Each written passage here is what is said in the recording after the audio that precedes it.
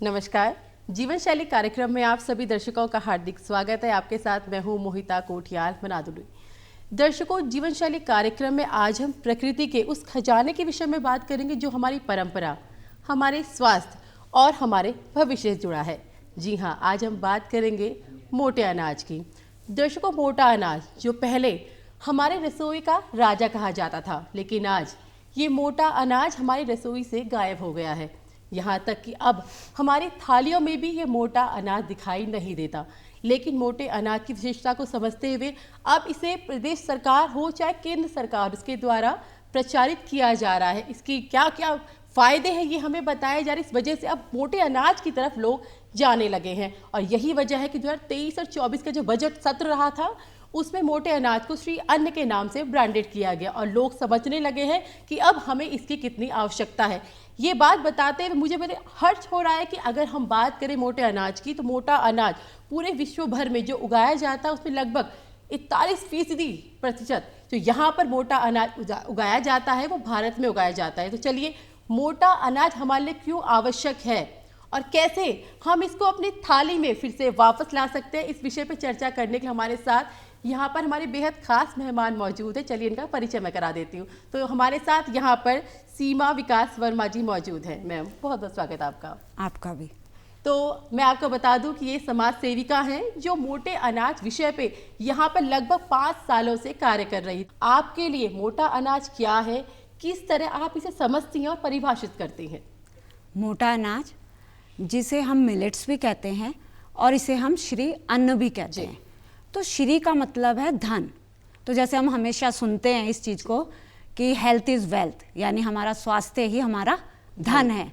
अब हम इसे थोड़ा रिवर्स करते हैं कि धन ही स्वास्थ्य है, तो हमें धन ही स्वास्थ्य है। तो मोटा अनाज जो है, हम इसे एक सुपर फूड की तरह भी मान सकते हैं। तो ये बहुत छोटे और बारीक दाने होते हैं जो कि न्यूट्रिशनल वैल्यूज से भरपूर होते हैं। इनमें calcium, iron, protein, fibre, vitamin सब कुछ इसके अंदर होता है। तो हम इसे यदि सुपर फूड कहें तो वो भी गलत नहीं होगा। मिलेट्स को हम 3 भागों में बांट सकते हैं। एक होता है सकारात्मक अनाज, जिसको हम पॉजिटिव ग्रेन्स कहते हैं। इसमें 5 तरीके के अनाज आते हैं, जिसमें कोदो है, कुटकी, कंगनी, हरी कंगनी और झंगोर। झंगोर तो हम सब उत्तराखंड वाले जानते ही हैं इसके बारे में। तो इसमें जो फाइबर की वैल्यू होती है वो 8 से 12.6% के करीब इसमें फाइबर की वैल्यू होती है। मतलब 100 ग्राम में इतना ग्राम फाइबर होता ही होता है इसमें। और फाइबर हमारे शरीर के लिए बहुत ज़रूरी चीज़ है। और ये बीमारियां जैसे आजकल लाइफस्टाइल डिजीज़, आपका बीपी और थायराइड, शुगर, एस्थमा, काफ़ी चीज़ें, इवन कैंसर तक भी ये इन चीज़ों में भी बहुत कारगर साबित होता है। इसी तरीके से हम आते हैं न्यूट्रल ग्रेन्स में, जिसको हम तटस्थ अनाज कहते हैं।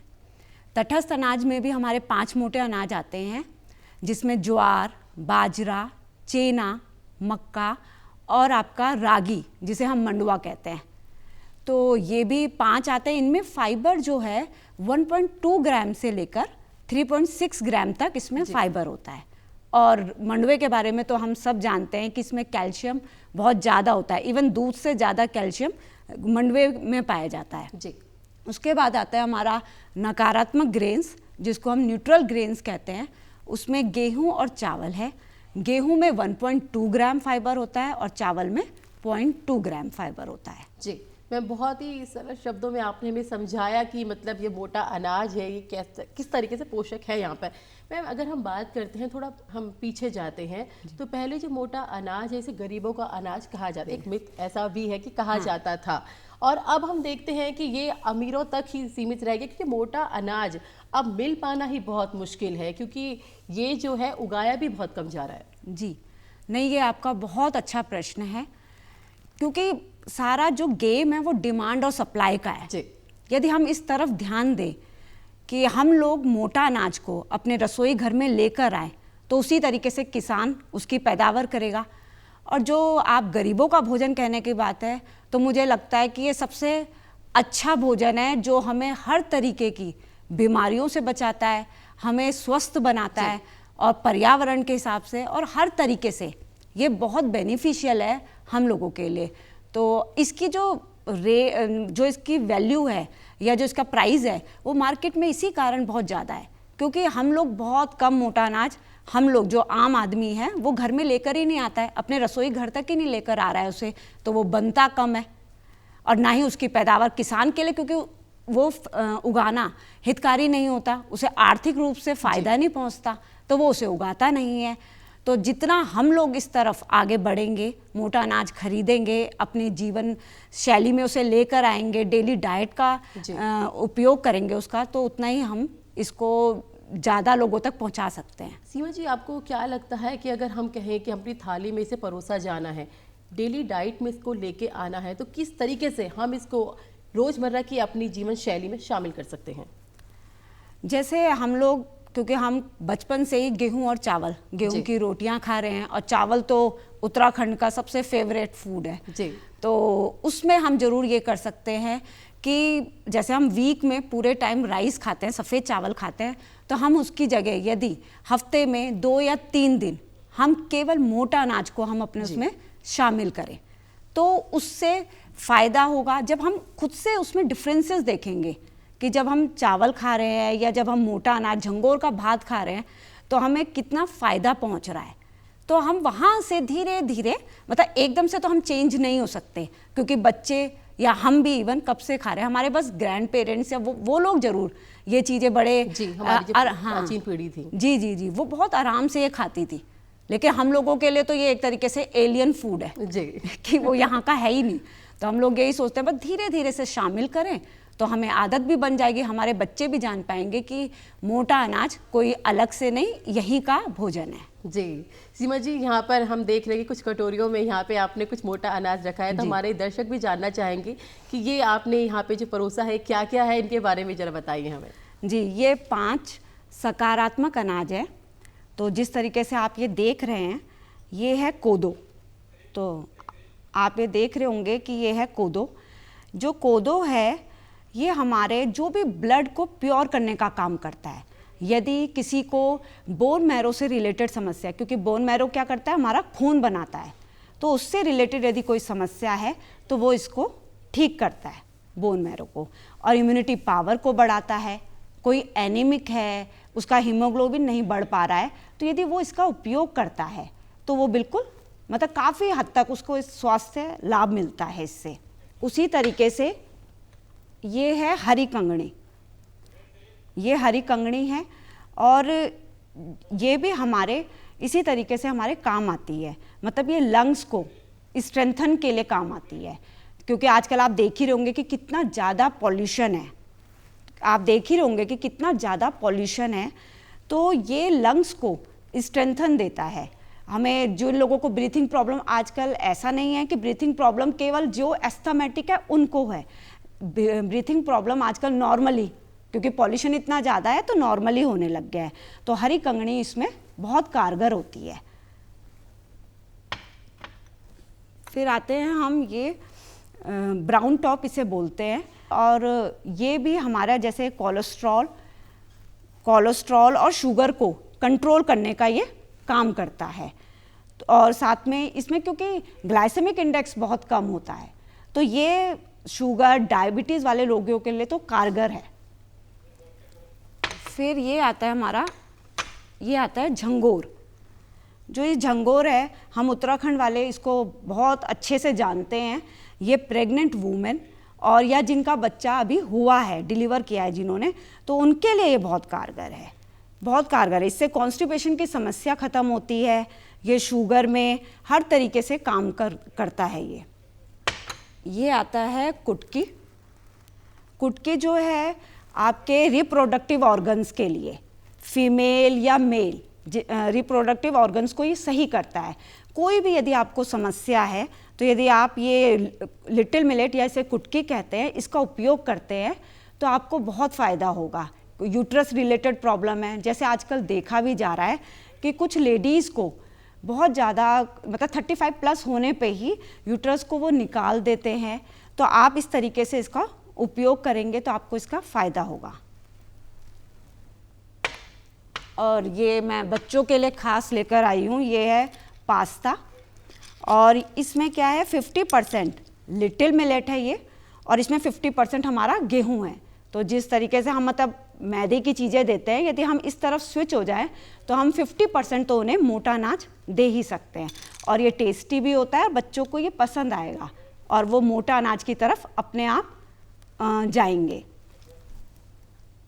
सीमा जी, आपने जो ये अनाज की ये भी खूबियाँ यहाँ पे अभी हमारे दर्शकों को बताई हैं, बहुत कम लोग ही इस बारे में जानते हैं कि जो हमारा मोटा अनाज है वो कितनी खूबियों को यहाँ पर संजोए हुए है।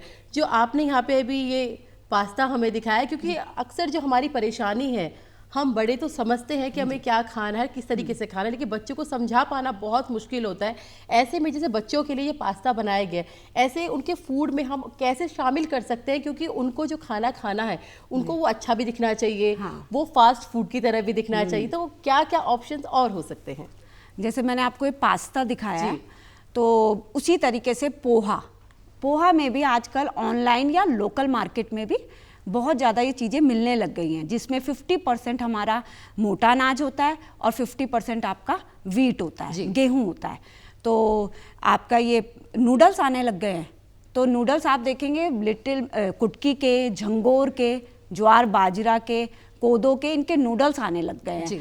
तो और वो उसी तरीके से उतने ही टेस्टी होते हैं, और सबसे बड़ी बात इनमें टाइम कम लगता है। यदि आप नॉर्मल पास्ता उबालते हैं तो वो पास्ता उबालने में 15 to 20 मिनट्स लग जाते हैं, और लेकिन इसको जब आप बॉयल करते हैं सिर्फ 2 और 3 मिनट में ये बॉइल्ड हो जाता है, तो टाइम भी आपका बचता है, और ये बच्चों की हेल्थ के लिए तो बहुत अच्छा है। इवन आप देखिए जो कोदो होता है, कोदो से आप हलवा, कोदो का हलवा बहुत टेस्टी होता है, तो आप सूजी के हलवे से स्विच कर सकते हैं। कभी उन्हें सूजी का खिलाइए, कभी कोदो का हलवा खिलाइए। और झंगोर की खीर तो हमारे यहाँ है ही बहुत ज़्यादा बनाई जाती है। और मैं एक और बात कहना चाहूँगी कि जब बच्चों का 6 मंथ में हम अन्नप्राशन करते हैं, तो उस टाइम हम खीर उन्हें झंगोर की खिलाएं, तो वो उसी टाइम से 6 मंथ से ही उसको आदत हो जाएगी कि हाँ भाई ये एक भोजन है। मतलब वही बात है कि हमें मोटे अनाज को जो है वो समाज के सामने, अपने बच्चों के सामने इंट्रोड्यूस करना होगा, क्योंकि हमने ही उसे भुला दिया है, क्योंकि हम अपने घर तक ही उसे नहीं ला रहे हैं। तो अगर आज हम ये कहते हैं कि मिलेट्स का यूज करना है, तो शुरुआत हमें खुद से ही यहाँ पे करनी होगी। सीमा जी, आप लगातार इस क्षेत्र में कार्य कर रही हैं कि जो लोगों को अवेयर किया जा सके कि मिलेट्स कितना उपयोगी है। आपको क्या लगता है जो 5 साल की आपकी जर्नी रही है, अभी आपको बहुत आगे तक जाना है, इस जर्नी में आपने जो शुरुआत की वो किस तरीके से की? इसमें मेरा जो रोल रहा मतलब मोटा अनाज में, उसमें ये रहा कि मुझे 2020 में ब्लड कैंसर डायग्नोस हुआ था जी। तो उस टाइम पे मैं बहुत ज़्यादा मतलब वीक हो गई थी। उस टाइम फिजिकली तो होते ही हैं वीक, लेकिन इमोशनली, मेंटली बहुत ज़्यादा मैं डिस्टर्ब हो गई थी, क्योंकि मैं पहले भी कुछ बाहर का नहीं लेती थी, और एकदम से मुझे 50% के करीब डायग्नोज हुआ ब्लड कैंसर। तो जब ये चीज़ें आई तो माइंड में एक ही चीज़ आई कि भाई मैं तो योग भी करती थी, मैं घर का ही खाना खाती थी, तो ये मेरे को क्यों? जब ये चीज़ें दिमाग में आई, धीरे धीरे यूट्यूब में भी देखना शुरू किया, फिर जाके मैंने डॉक्टर खादरवली जी को सुनना शुरू किया। जब मैंने उनकी चीज़ें पढ़ी, उनको सुनना शुरू किया, और वो चीज़ें मैंने अपने जीवन में लेकर आई, तो मुझे जो फ़ायदे हुए सकारात्मक अनाज से, मोटे अनाज से, उसका फ़ायदा ये हुआ कि डॉक्टर ने मुझे आज 0 भी कह दिया है जी। मतलब मेरा ब्लड कैंसर अब है ही नहीं, मेरे बॉडी से ब्लड कैंसर निकल चुका है। तो दवाइयों के साथ साथ मैंने ये मोटा अनाज खाया, तो उससे मुझे बहुत फ़ायदा हुआ। तो तब से मैंने ये चीज़ें अवेयरनेस फैलाने लग गई, लोगों को इस बारे में बताने लग गई कि यदि आपको कोई बीमारी नहीं है तो भी आप इस भोजन को लीजिए, आप और स्वस्थ होंगे। आप गेहूं चावल खाइए, बट साथ में हफ्ते में 1 या 2 दिन मोटा अनाज को दीजिए। मैम सीमा जी, यहाँ पर हमने एक चीज़ और सुनी है कि जैसे महिलाओं को अक्सर देखा गया है कि खून की कमी रहती है, आयरन की कमी रहती है, तो क्या बाजरे का जो आटा कहा जाता है क्या उनके लिए हेल्पफुल है? बहुत ज़्यादा। बाजरे का आटा और इवन कोदो, जो कोदो है वो मेन वहीं पर काम करता है, बोन मैरो में जी। क्योंकि एनीमिक कैसे हो रहा है कोई, यानी कि उसका ब्लड नहीं बन रहा है। ब्लड कहाँ से नहीं बन रहा है, यानी बोन मैरो ठीक से काम नहीं कर रहा है। तो हमें हमेशा जो मेन पॉइंट है, जो रूट है, उस पे वर्क करना पड़ेगा। तो जब हम कोदो का खाते हैं जी, कोदो खाएंगे, कोदो का हम उपमा भी खाते हैं, कोदो की रोटी भी खा सकते। कोदो का हलवा तो बहुत टेस्टी होता है, इवन मैं अपने घर में बनाती हूँ, बच्चों को बहुत पसंद आता है। तो आप ये कोदो यदि लेते हैं तो आपका बोन मैरो धीरे धीरे सही होने लगेगा और आपका अपने आप ब्लड बनने लग जाएगा। तो ये चीज़ें बहुत कारगर है। सीमा जी, आप एक चीज़ और, जैसे अक्सर हम देखते हैं, हम कहते हैं कि जो बच्चा है या तो कोई बहुत ज़्यादा फैटी हो गया है या फिर बच्चा बिल्कुल पतला होता जा रहा है, या हम ये कहते हैं कि हमारे बच्चे की ग्रोथ उस तरीके से नहीं हो रही है, या फिर बच्चा सुस्त रहता है। तो ऐसे में कौन सा मोटा अनाज है जो हमें ज़्यादा फ़ायदा पहुँचा सकता है? वैसे तो सारा ही मोटा अनाज फ़ायदा पहुंचाता है, लेकिन जैसे आप मंडवे की उसे रोटी दें, जैसे क्या करें कि 50% अपने मंडवा डाल दिया, 50% गेहूं डाल दिया, एकदम से उसे सारा मोटा अनाज नहीं देना है हमें। तो 50% आपने मंडवा डाला, 50% गेहूं डाल दिया, फिर उसे आप दीजिए। तो क्योंकि दूध में जो है कैल्शियम कहते हैं बहुत ज़्यादा होता है, लेकिन हमारे मंडवे में सबसे ज़्यादा कैल्शियम पाया जाता है जी। तो यदि आप दूध का एक गिलास भी देंगे ना तो चलेगा, लेकिन यदि आप मंडवे की रोटी देते हैं ना तो उसको बहुत फ़ायदा पहुँचेगा। और धीरे धीरे कुछ चीज़ें उसे दीजिए, जैसे झंगोर की खीर दे दी, भात दे दिया, झंगोर का चावल दे दिया। तो इस चीज़ से भी, क्योंकि इसमें फाइबर बहुत होता है, तो फाइबर हमारे पेट के लिए बहुत अच्छा होता है। तो जब हमारा पेट खुश रहेगा तो ऑटोमेटिकली हम एनर्जेटिक फील करेंगे, तो और पेट भी भरा रहेगा। तो जब बच्चा इस चीज़ को खाएगा उसका पेट भरा रहेगा। वो मतलब क्या होता है कि हम जब कोई चीज़ दूसरी, जैसे चावल हम ज़्यादा खा रहे हैं या जो चीज़ खा रहे हैं, तो वो उसमें फाइबर की वैल्यू कम होती है। इस कारण हमारा धीरे कुछ टाइम पे हमें भूख लगती रहती है, हमें एनर्जी फील नहीं होती। तो जब हम इस तरीके की चीज़ें खाते हैं तो हमें एनर्जी फील होगी और बच्चा भी इस तरीके से खुश रहेगा। सीमा जी, जब मैंने इस कार्यक्रम को डिस्कस किया था स्टार्टिंग में किसी से, तो उनका एक प्रश्न था कि जब हम मोटा अनाज लेते हैं रेगुलर तो हमें उसे पचाने में दिक्कत होती है। तो क्या ऐसा है कि अगर हम रेगुलर मोटा अनाज ले रहे हैं तो उससे भी हमें कुछ दिक्कत हो सकती है? एक ना थंब रूल है जी मोटा अनाज के लिए कि इसको जब भी आप लें, जैसे सपोज आपने झंगोर का चावल बनाना है या कोदो का या कुटकी किसी का भी, तो आपको उसको बनाने से पहले उसको 6 to 8 आवर्स के लिए भिगो के रखना है जी। जैसे सपोज आप 12 या 1 बजे अपना चावल लेते हैं, तो आप क्या करिए, उसे 6 बजे के करीब आपने उसे भिगो दिया, ठीक है। तो उससे क्या होता है, उसकी जो फाइबर की वैल्यू है, जैसे हमारे झंगोर में 8% फाइबर होता है, उसको जब हम भिगोते हैं तो फाइबर की वैल्यू 50 to 60% बढ़ जाती है जी। तो जो हमारा पेट उसे ईजिली डाइजेस्ट कर लेता है। तो इसलिए चाहे आप विंटर में खाएं चाहे समर में खाएं, कभी भी खाएं, तो आपको इसको पहले बस भिगोना है, ठीक है। तो जैसे चावल बना रहे हैं या आप कोई भी इसकी चीज़ बना रही हो, उसे 6 to 8 आवर्स के लिए पहले भिगोना पड़ेगा आपको जी। तो मतलब सीमा जी वही बात है ना कि हमें ये तो पता ही नहीं है कि जब हमें मोटा अनाज बनाना है तो उसके बनाने का सही तरीका क्या है। तो ये भी आवश्यक है कि हमें इसके बनाने के तरीके के बारे में भी पता हो। तो क्या जब आप अवेयरनेस कार्यक्रम चलाती हैं, आप लोगों से मिलती हैं, तो उनका रुझान कैसा रहता है और उनको आप क्या ये बताती हैं कि आपको यूज़ किस तरीके से करना है? मैं सबसे पहले उन्हें यही बताती हूँ, क्योंकि ना हमें मोटा अनाज पता है जी, हमें ये पता है अच्छा वो झंगोर है, वो आपका कुटकी है, लेकिन आपको यही नहीं पता इसे बनाना कैसे है। और लोग फिर अपना YouTube या किसी शॉर्ट में देखकर बना लेते हैं। तो कई बार मैंने ऐसे शॉर्ट्स भी देखे जिसमें बाजरे की खिचड़ी सीधे प्रेशर कुकर में बना दे रहे हैं जी। तो सबसे पहला रूल है कि इसे कभी भी प्रेशर कुकर में नहीं बनाना है, क्योंकि उसकी न्यूट्रिशनल वैल्यूज खत्म हो जाएंगी। तो इसको हमें केवल जिसमें भी पतीले में या फ्राई पैन जैसे भी आप बनाना चाहें, बट प्रेशर कुकर का यूज़ नहीं करना हमें। दूसरा, इसे बना रहे हैं आप तो बस 6 to 8 आवर्स पहले इसे भिगोना है, तब आप इसका पुलाव बनाइए, खिचड़ी बनाइए, कुछ भी बनाइए, तो आपको पहले 6 to 8 आवर्स पहले भिगोना है। कई बार ऐसा होता है कि लोग मार्केट में जाते हैं और ये झंगोर का पिसा हुआ आटा या कोदो का किसी का भी लेकर आ जाते हैं। वो कभी पूछते ही नहीं है कि आपने क्या इसे भिगो के रखा फिर सन ड्राई किया, क्योंकि ये एक प्रोसेस है मोटे अनाज का।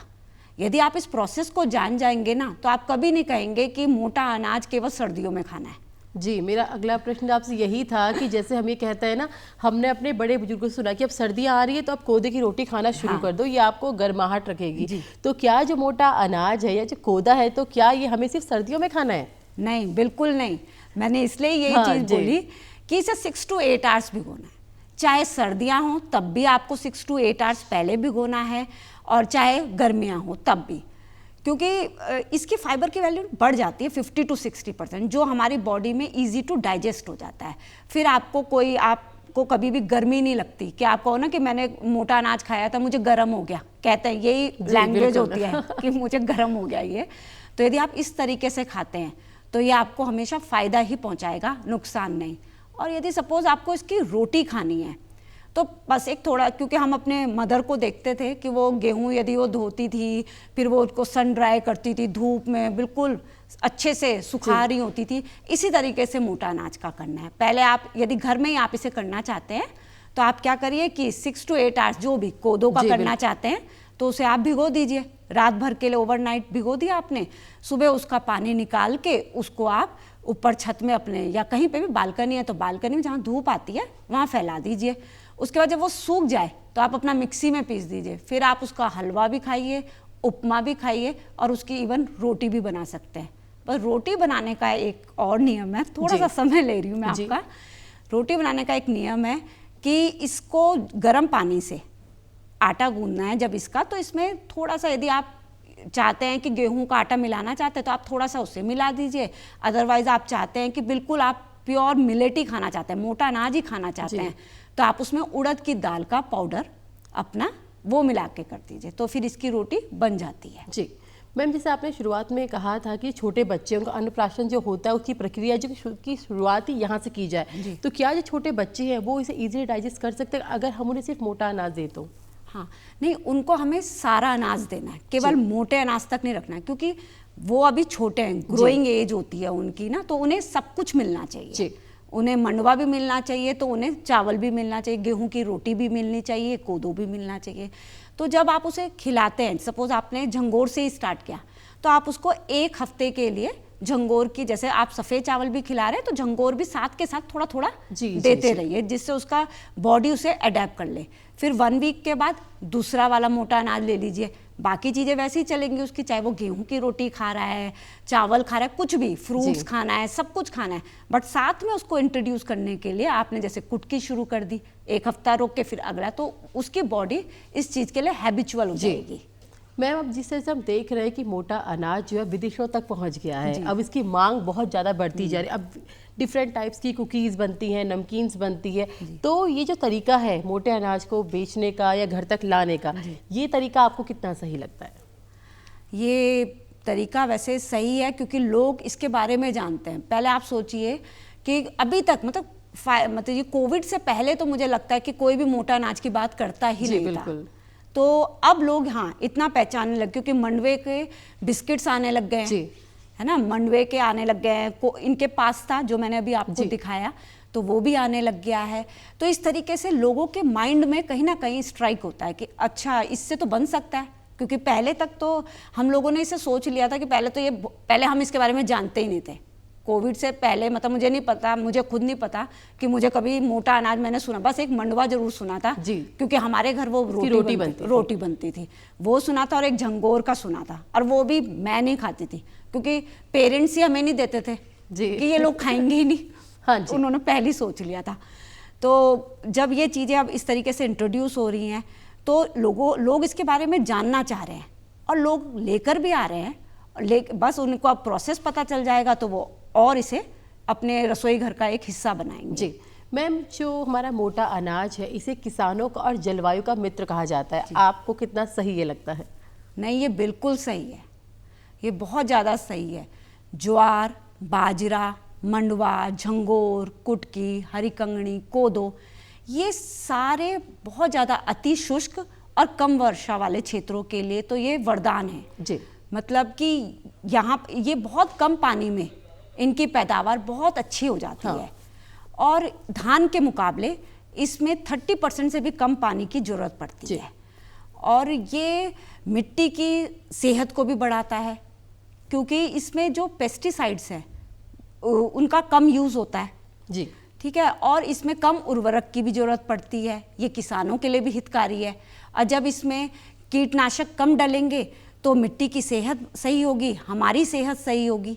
फिर ये जो हमारे एनवायरनमेंट में आजकल आप देख रहे होंगे कि ग्लोबल वार्मिंग या पॉल्यूशन इतना ज़्यादा हो गया है, तो ये फसलें जो होती हैं इसको कम करने में भी हेल्पफुल होती हैं। तो तो इस तरीके से हम यदि इसको लेकर हम खरीदते हैं इसे और किसान इसे उगाता है, तो ये हमारी सेहत के लिए, किसानों के लिए, मिट्टी के लिए, पर्यावरण के लिए, सबके लिए बेनिफिशियल है। तो आपको क्या लगता है कि जो हमारे आम मनुष्य हैं, जो हम लोग हैं, हमें इसका यूज़ किस तरह से हम इसका बढ़ा सकते हैं? हम इसका यूज़ इसी तरीके से बढ़ा सकते हैं कि हम मोटा अनाज को वीक में अपने घर 2 या 3 बार ज़रूर बनाएं। तो जब हम डिमांड करेंगे इसकी, मतलब हम इसको लेकर आएंगे तो इसकी डिमांड होगी, मार्केट में डिमांड होगी तो उसकी ज़्यादा पैदावार करा जाएगा। तो इस तरीके से हम लोग मतलब पर्यावरण की दृष्टि से भी अपना योगदान दे सकते हैं। क्योंकि जागरूकता कार्यक्रम यहाँ पे आप लगातार बढ़ाती जा रही है, तो आपका अगला टारगेट क्या है?